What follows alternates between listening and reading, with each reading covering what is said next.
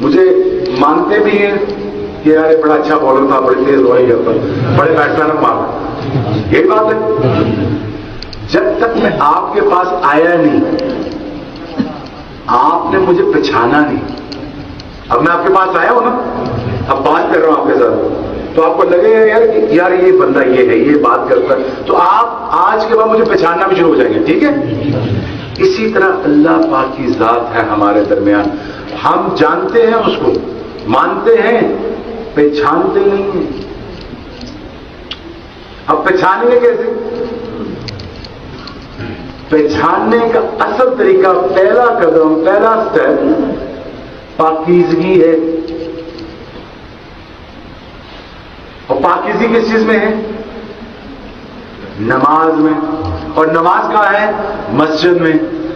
اب جب تم مسجد میں ہی نہیں آؤ گے تو اللہ کو پہچانو گے کیسے؟ جانتے تو ہیں، مانتے تو نہیں طرح، لیکن پہچانتے نہیں ہیں.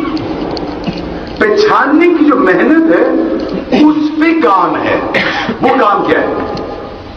وہ کام اللہ کے اور اللہ کے نبی کی دین میں داخل ہونا اور اس کی سنتوں کو سمجھنا اور ان کے بتائے ہوئے طریقوں پہ چلنا. یہ پاکیزگی والے راستے ہیں. جسم تو صاف کر لیا، آنکھ کون صاف کرے گا؟ زبان کون روکے گا؟ کان سے کون روکے گا؟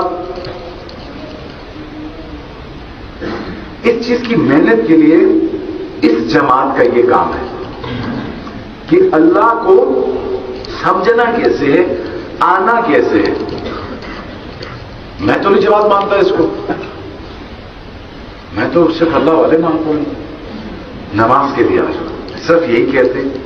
سہروزے کے لیے آ جاؤ، صرف یہی کہتے ہیں. سہروزے میں کیا ہوتا ہے؟ 15 نمازیں پڑھی جاتی ہیں 3 دنوں میں. فضائل کچھ ہاتھ میں آ جاتے ہیں، کچھ ماحول میں آ جاتے ہیں، کچھ عمل ہاتھ میں آ جاتے ہیں، کچھ نظر جھک جاتے ہیں، کچھ کام رک جاتے ہیں، کچھ اعمال ہو جاتے ہیں جس کی وجہ سے آپ دنیا سے تھوڑا سا کٹتے ہیں.